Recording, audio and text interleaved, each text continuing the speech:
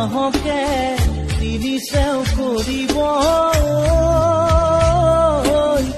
মাজৰ চেও খচালিজন মানুহে কান্ধত তুলি নিব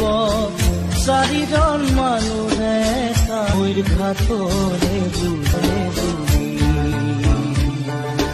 দেহৰ ভৰসা নাই বুজিছানে নাই আজি ভাবি আছো ক'বতো নোৱাৰো আজি ভাবি আছো ক'ব বাকী আছে